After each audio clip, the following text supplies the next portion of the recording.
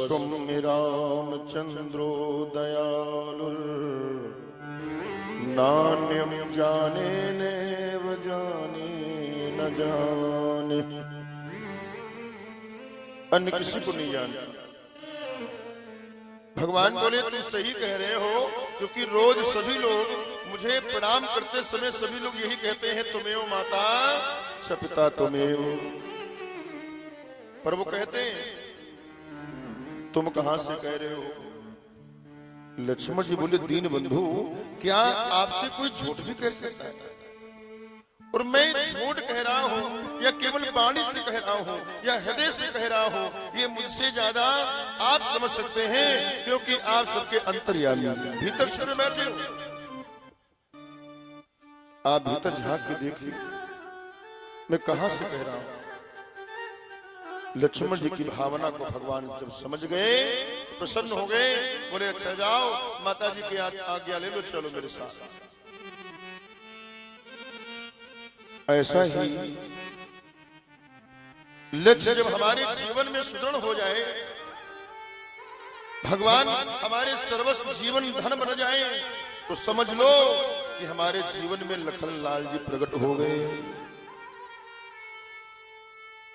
तो लखनलाल जी अकेले थोड़ी आएंगे, उनकी शक्ति उर्मिला देवी प्रकट हुई। अर्थात जब लक्ष्य लक्ष्मण की तरह सुदृढ़ हो जाएगा, सुनिश्चित एक हो जाएगा, तो हमारे हृदय में प्रभु से मिलने की उत्कंठा का उदय होना प्रारंभ हो जाएगा। और यही समझ लो उर्मिला प्रकट हो गई।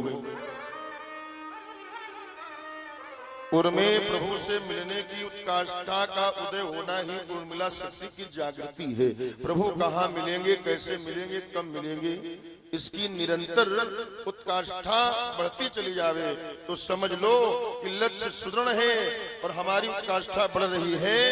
लक्ष्मण और उर्मिला का जोड़ा जहां हृदय में प्रकट हुआ, तब हमने 2 सीढ़ी पार कर ली। अब तीसरे भाई है भरत। भरत का अर्थ क्या है? भरत का अर्थ है भर देने वाला। भरत जी साक्षात श्री रामचंद्र जी के प्रेम विग्रह हैं, और इनके भीतर श्री रामचंद्र जी का प्रेम इतना लबालब भरा है कि जो इनका स्मरण करता है उसके हृदय को भी राम प्रेम से परिपूर्ण भर देते हैं।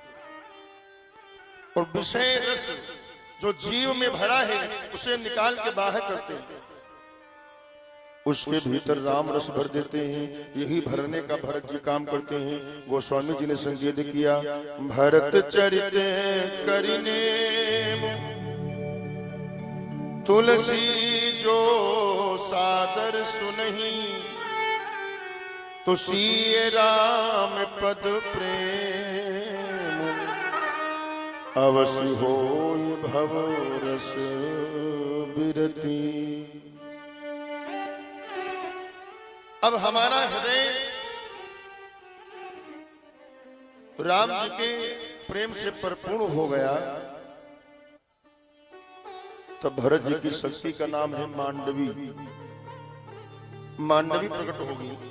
अच्छा, हम राम प्रेम से भर गए, इसकी पहचान यही है क्या कि ब्रह्मांड में चराचर प्राणियों के प्रति हमारे हृदय में ऐसा प्रेम जागे जैसा माँ का पुत्र के प्रति होता है।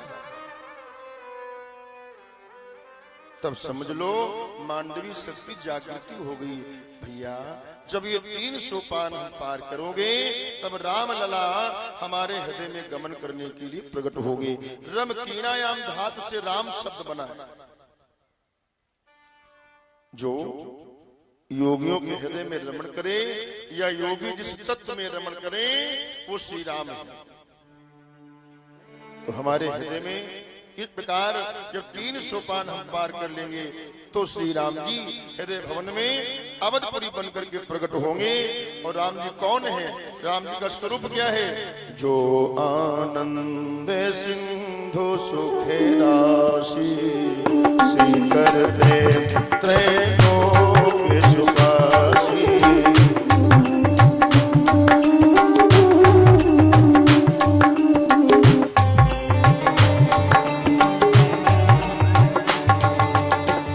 जो आनंद सिंधु सुख राशि सीकर के त्रैलोक सुखासी सो सुख धाम राम यश नाम सो सुख धाम राम यश नाम अखिल लोके दायक विश्राम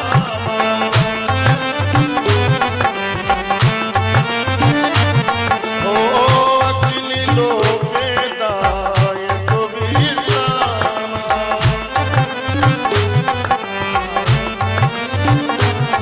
हाँ अखिल लोके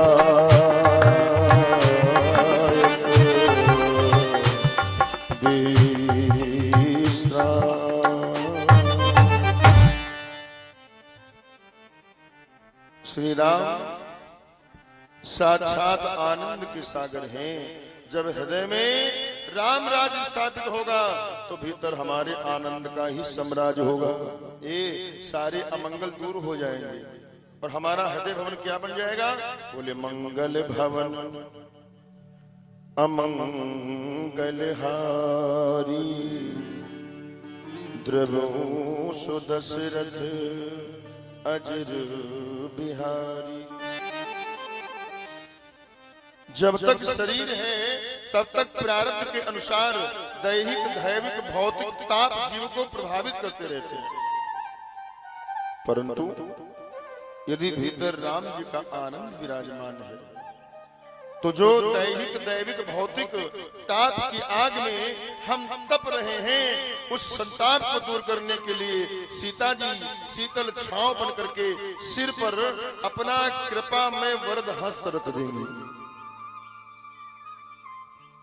ऊपर से किशोरी जी का कृपा में वरद हस्त होगा तो त्रिताप की ज्वाला भी शांत हो जाएगी। भाई धूप पड़ रही हो तो धूप को हम शांत नहीं कर सकते हैं पर छाता लगा सकते हैं, और छाता लग गया तो धूप शांत या कम हो सकती है। तो त्रिताप जो जीव को सता रहे हैं उसको शीतल करने के लिए किशोरी जी कृपा की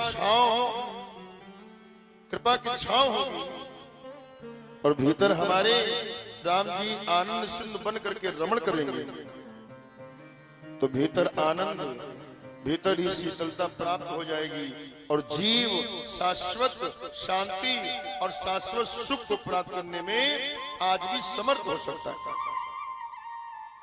अब सुखदेव जी कहते हैं राजन चंद्रवंश की परम पुण्यमय कथा को श्रवण करो।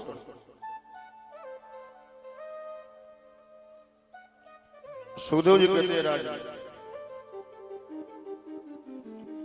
भगवान नारायण के नाभि कमल से जन्म हुआ ब्रह्मा के बेटा अत्रि मुनि, अत्रि के बेटा हुए चंद्रमा, इन्हीं से चला चंद्रवंश। चंद्रमा के बेटा बुध, बुध के बेटा पुरुरवा हुए। इन्हीं पुरुरवा का दूसरा नाम राजा एल था।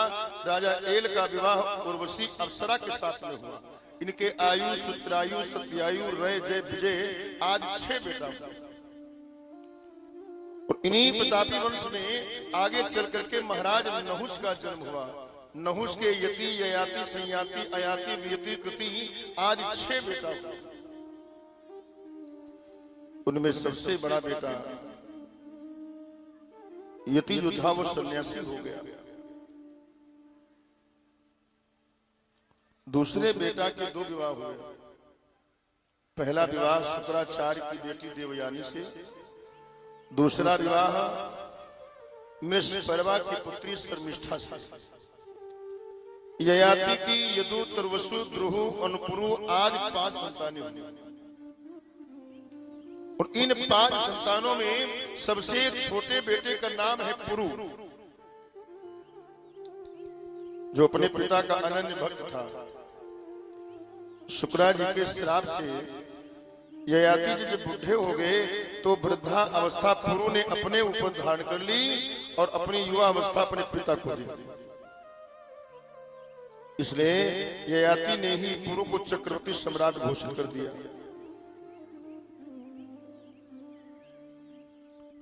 और बड़े पुत्रों को श्रापित कर दिया कि तुम्हारे वंश में कोई चक्रवर्ती नहीं होगा।